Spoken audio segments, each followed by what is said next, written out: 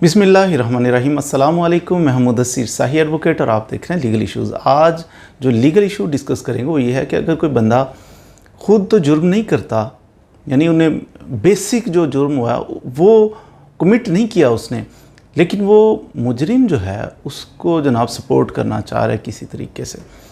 तरीका ये है कि एविडेंस जो है, जो सबूत हैं उसके जुर्म के, उनको गायब करने की कोशिश कर देता है, डिस्ट्रॉय कर देता है, गायब कर देता है ताकि ये बंदा पकड़ा ना जाए। मिसाल के तौर पर मर्डर हुआ है, उधर जनाब खून पड़ा है। आपको पता है जब कोई बंदा मर्डर हो जाता है, खून पड़ा हो तो खून के सैंपल लिए जाते हैं।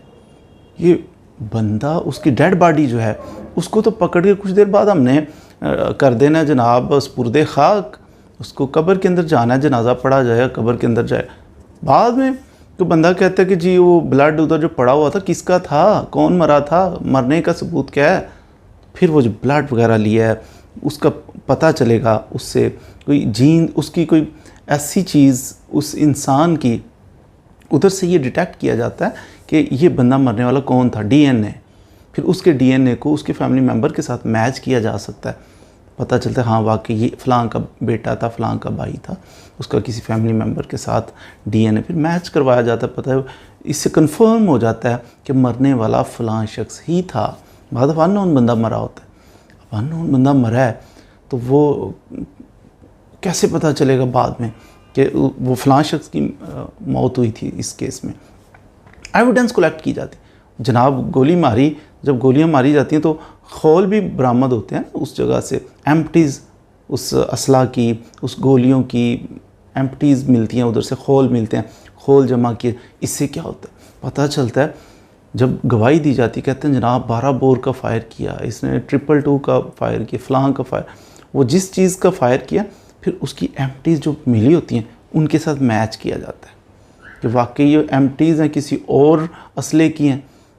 जो शख्स गवाही दे रहा है कोई और ही असला बता रहा है, वो कह रहा है कि जनाब ये मशीन गन से मारा, वो उस उधर जनाब पिस्टल 30 बोर की एम्प्टीज़ मिली हैं। तो ये मैच करनी चाहिए चीज़ें, इससे पता चलेगा कि वो बंदा झूठी गवाही दे रहा है कि अगर जिस चीज़ से उसने फ़ायर किया एम्प्टीज़ भी तो उसी की होनी चाहिए थी ना। तो इन चीज़ों को पुलिस कलेक्ट करती है, कलेक्ट करके इसे कहते हैं इन्वेस्टिगेशन पुलिस कर रही है, शवाहद इकट्ठे कर रही है सारे। कोई बंदा शवाहद को गायब करना, ये बड़ा चहीता बन रहा है मुजरिम का। जिस शख्स ने जुर्म का इर्तिकाब किया उसका ये चहीता बन रहा है। क्या करता है, मर्डर हुआ, पानी ले के सफाई कर देता है उस जगह की। जैसे मोहतरमा बेनज़ीर भुट्टो शहीद हुई थी तो फटाफट उस जगह की सफाई करवा दी थी, पता नहीं किसने करवा दी थी, यानी हो जिसने भी करवा दी थी। तो शवाहद गायब कर दिए जाते हैं कि बाद में रोले में गल पड़ जाए। तो ये रोले में डालना किसी बात को, इसका मकसद ये होता है कि हमारा कानून ये कहता है कि जब भी कोई केस है तो वहाँ डाउट क्रिएट हो जाए ना, शक पड़ जाए, कुछ कुछ चीज़ें तो मिल रही हैं, कुछ डाउट्स भी हैं, डाउट्स हों वो क्लियर नहीं हो रहे, फिर शक का फ़ायदा मुलजिम को दे के मुलजिम को छोड़ दिया जाता है, बरी हो जाता है बंदा। अब चहीते लोग क्या करते हैं, एविडेंस को गायब करने की कोशिश करते हैं। जो शख्स एविडेंस को गायब करने की कोशिश करे या वो गलत इत्तला दे इस नीयत से कि ये बंदा जिसने जुर्म किया ये बच जाए। मिसाल के तौर पर ये कहता है जनाब बंदा मार के उधर को गया है, ये कहता है नहीं उधर को गया है, पुलिस उधर को दौड़ती है, पता बाद में चलता है वो तो उधर गया था, इसने गलत डायरेक्शन पे चला दिया था बचाने के लिए उसे। ये शख्स जो है, जो जुर्म करने वाले का हमायती बना हुआ है और उसकी शवाहद, उसकी जो एविडेंस है उसको डिस्ट्रॉय करता है, ख़राब करता है, ये गलत इत्तला देता है, ऐसा शख्स इटसेल्फ एक जुर्म कर रहा है। शवाहद किसी केस के उसे गायब करने की, उसे तबाह करने की, उसे ज़ाया करने की कानून इजाज़त नहीं देता। जो शख्स ज़ाया करेगा उसे कानून के अंदर पनिशमेंट दी जाएगी। किस सेक्शन के तहत, ताज़ीरात पाकिस्तान का सेक्शन 201 आपने पढ़ना है इससे मुतल्लिक़। 201 सेक्शन यही कहता है कि अगर कोई बंदा किसी मुजरिम को बचाने की नीयत से गलत इत्तला दे देता है उल्टी डायरेक्शन में कि नहीं ऐसा नहीं, ऐसा हुआ था, हालांकि वो जानता है कि मैं गलत बयान दे रहा हूँ, या वो जो एविडेंस थी जिसकी बेसिस के ऊपर उस शख्स को, जुर्म करने वाले को सज़ा हो सकती थी, ये उस एविडेंस को तबाह कर देता है। ये शख्स जुर्म करता है जिसकी सज़ा क्या होगी, इसी सेक्शन के अंदर सज़ा भी लिख दी गई है। मिसाल के तौर पर अगर ये शख्स जो एविडेंस तबाह कर रहा है, ज़ाया कर रहा है ना, या गलत इतला दे रहा है, उस जुर्म की एविडेंस इसने ज़ाया की है जिस जुर्म की सज़ाए मौत है, फिर ऐसी सूरत में सज़ाए, यानी हीनियस ऑफेंस था, मर्डर की एविडेंस इसने ज़ाया कर दी है, ऐसी सूरत हाल में इस शख्स को 7 साल तक कैद की सज़ा हो सकती है, 7 जुर्माना हो सकता है, या दोनों सज़ाएं भी हो सकती हैं। तो ये शख्स जो है जिसने सज़ाए मौत जैसा हीनियस ऑफेंस किया, जिसकी सज़ाए मौत हो सकती है, तो ये जेल चला जाएगा, 7 साल तक जा सकता है, जुर्माना भी होगा इसे। अगर ये शख्स ऐसे जुर्म की एविडेंस को ज़ाया करता है कि जिसकी सज़ा जनाब उम्र कैद है या 10 साल तक है, 10 साल या उम्र कैद, यहाँ कहीं अगर सज़ा फ़ाल कर रही है, ऐसा जुर्म हुआ है, उसकी एविडेंस को इसने गायब करने की कोशिश की है, डिस्ट्रॉय करने की कोशिश की है, फिर इस शख्स को 3 साल तक कैद की सज़ा हो जाएगी।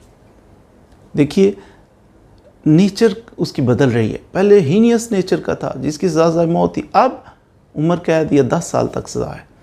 अब इस शख्स को 3 साल के लिए कैद में डाला जा सकता है, इसको साथ जुर्माना भी किया जा सकता है।